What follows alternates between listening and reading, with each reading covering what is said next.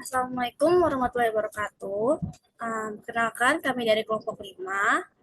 Kali ini kami akan membawakan topik terkait sistem pelarangan cantrang di Kota Probolinggo. Perkenalkan, saya Indriati selaku moderator pada kelompok kami, dan saya bersama dua rekan saya, yakni Gazi Ahmad dan Sela Manda. Untuk mempersingkat waktu, mari kita mulai presentasinya.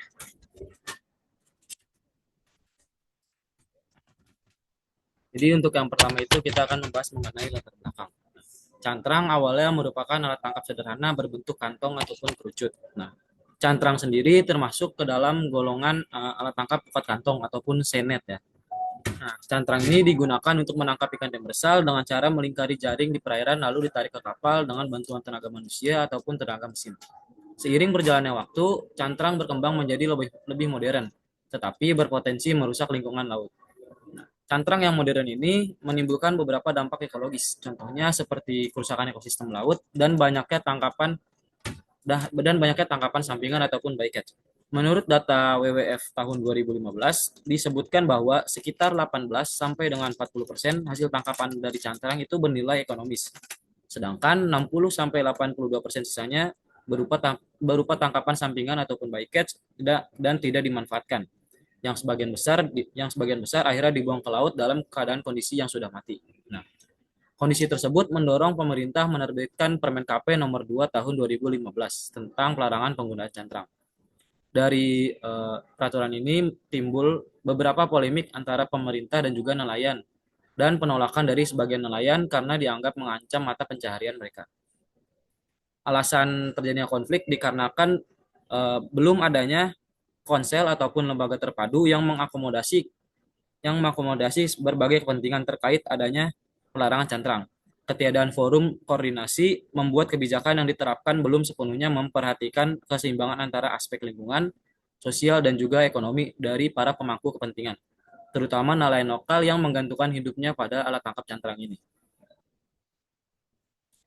Berikutnya adalah rumusan masalah. Pelarangan cantrang belum efektif karena tidak ada lembaga terpadu ataupun konsel yang dimana menampung kepentingan semua pihak, sehingga menimbulkan berbagai macam konflik sosial ekonomi antar nelayan dan juga pemerintah. Untuk tujuan penelitiannya, yang pertama merancang sistem terpadu terkait pelarangan cantrang, yang kedua meningkatkan efektivitas penerapan pelarangan cantrang, dan yang ketiga mengurangi konflik antara nelayan dan juga pemerintah.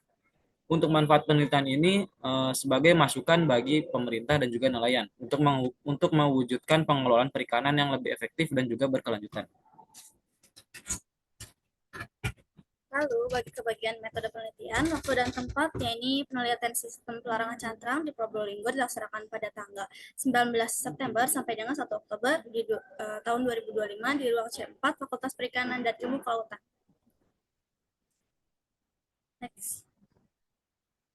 Lalu analisis sistemnya, yang pertama ini analisis kebutuhan, yakni dengan menentukan kebutuhan pihak terkait agar pelarangan berjalan efektif, termasuk alat tangkap ramah lingkungan, pelatihan nelayan, dan penguatan regulasi.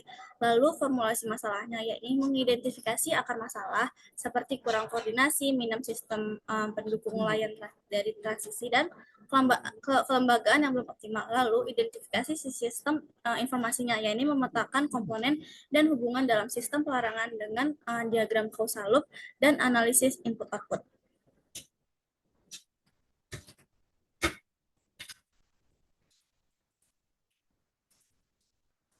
Berikutnya adalah kita akan membahas dari analisis kebutuhan. Penerapan sistem pelarangan cantrang diatur dalam Peraturan Permen KP nomor 2 tahun 2015, yang dimana peraturan ini bertujuan untuk menjaga kelestarian sumber daya ikan dan mencegah kerusakan ekosistem laut akibat penggunaan alat tangkap yang tidak ramah lingkungan. Nah, namun banyak sekali berbagai macam kebutuhan, maka diperlukanlah pendekatan sistem yang dimana untuk memahami dan mengidentifikasi kebutuhan setiap pemangku kepentingan serta menemukan solusi yang dapat mengakomodasi kepentingan ekologis, sosial, dan juga ekonomi secara bersamaan. Dalam konteks pelarangan cantrang, nelayan memerlukan dukungan berupa alat tangkap alternatif dan juga pelatihan serta jaminan keberlanjutan ekonomi agar tidak kehilangan mata pencaharian. Begitu juga pula dengan ABK. Di sisi lain, pemerintah memiliki tanggung jawab untuk menegakkan regulasi, mengendalikan eksploitasi sumber daya ikan, dan juga memastikan keberlanjutan lingkungan laut. Ketidakseimbangan ini ketidakseimbangan dalam memenuhi kebutuhan kedua pihak inilah yang menimbulkan konflik antar sesamanya melalui konflik sosial ekonomi seperti penolakan terhadap kebijakan dan ketidakpatuhan terhadap aturan pelarangan cantrang. Selanjutnya ada formulasi masalah. Yang pertama, nelayan tidak dapat melaut dan menangkap ikan karena menggunakan alat tangkap yang dilarang. Yang kedua, perebutan sumber dan fishing ground yang sama. Yang ketiga, pendapatan nelayan dan juga ABK mengalami penurunan. Selanjutnya, hilangnya sumber mata pencarian nelayan dan ABK yang disebabkan oleh pelarangan alat tangkap. Selanjutnya terjadi konflik dalam masyarakat nelayan tradisional dengan nelayan modern yang disebabkan oleh perebutan sumber daya ikan. Selanjutnya, konflik sosial antar nelayan seringkali terjadi lantaran perbedaan tingkat kemajuan teknologi. Lalu tingginya tingkat eksploitasi sumber daya ikan demersal dan yang sudah mencapai kondisi fully exploited dan overfishing. Lalu penggunaan alat tangkap tidak ramah lingkungan seperti pukat hela dan pukat tarik atau cantrang yang berkontribusi terhadap penurunan stok ikan dan kerusakan ekosistem. Selanjutnya ada diagram kausal. Pemerintah memiliki peran penting dalam menjaga keberlangsungan sumber daya perikanan melalui penerapan regulasi yang mengatur penggunaan alat tangkap. Salah satu bentuk intervensi tersebut adalah pembatasan penggunaan alat tangkap cantrang oleh nelayan. Kebijakan ini mendorong para nelayan untuk beralih menggunakan alat tangkap alternatif yang lebih ramah lingkungan. Dengan menggunakan alat tangkap ramah lingkungan, produktivitas hasil tangkapan dapat tetap terjaga tanpa mengurangi stok ikan di perairan. Ketersediaan stok ikan yang stabil akan menjamin pasokan ikan di pasar, yang pada akhirnya berkontribusi terhadap peningkatan pendapatan dan kesejahteraan nelayan. Berdampak pada aspek ekonomi, regulasi pemerintah juga berpengaruh terhadap lingkungan sosial nelayan. Penerapan aturan mendorong meningkatkan kepatuhan nelayan terhadap kebijakan yang berlaku. Tingkat kepatuhan tinggi berkontribusi dalam menurunkan potensi konflik antar nelayan, sehingga terciptanya suasana kerja yang lebih kondusif dan harmonis di lingkungan pesisir. Kepatuhan terhadap regulasi juga berdampak positif terhadap kelestarian ekosistem perairan.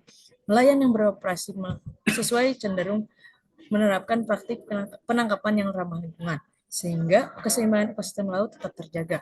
Ekosistem yang sehat kemudian mendukung keberlanjutan stok ikan di masa mendatang. Selanjutnya ada diagram input-output. Kebijakan pelarangan cantrang merupakan salah satu bentuk upaya pemerintah untuk menjaga kelestarian sumber daya ikan dan ekosistem laut.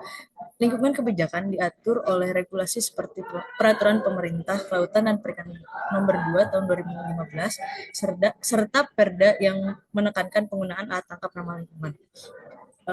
Selanjutnya ada input terkendali yang berupa program sosialisasi dan penyuluhan alat tangkap ramah lingkungan, bantuan alat tangkap pengganti dari pemerintah, dukungan sarana dan prasarana perikanan, dan keterlibatan stakeholder seperti pemerintah, LSM, dan akademisi. Lalu ada input yang terkendali seperti masih adanya nelayan yang menggunakan cantrang secara ilegal, kurangnya pengawasan di wilayah tangkap, rendahnya kesadaran nelayan terhadap dampak ekologis. Lalu ada output yang diharapkan, yang berupa nelayan beralih ke alat tangkap ramah lingkungan, kualitas ekosistem laut meningkat, stok ikan demersal dan pelagis membaik, harga ikan stabil, dan ekonomi nelayan meningkat. Lalu ada output yang tidak diharapkan, seperti konflik sosial akibat penyesuaian alat tangkap, penurunan pendapat nelayan jangka pendek, dan kurangnya efektivitas pengawasan di lapangan.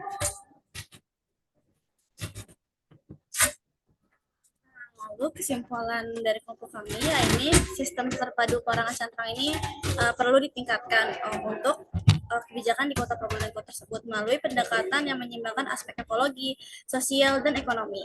Lalu saran dari kelompok kami, ya ini pemerintah perlu membentuk lembaga terpadu sebagai wadah koordinasi dan pengawasan dalam penerapan kebijakan pelarangan cantrang. Lalu kedua, nelayan perlu pelatihan dan dukungan kebijakan untuk beralih ke alat tangkap yang ramah lingkungan. Dan yang ketiga, diperlukan kebijakan dari program alternatif selama transisi menuju keberlanjutan. Nah, sekian presentasi dari kelompok kami. Jika ada kritik dan saran boleh disampaikan. Kurang lebihnya mohon maaf. Wassalamualaikum warahmatullahi wabarakatuh.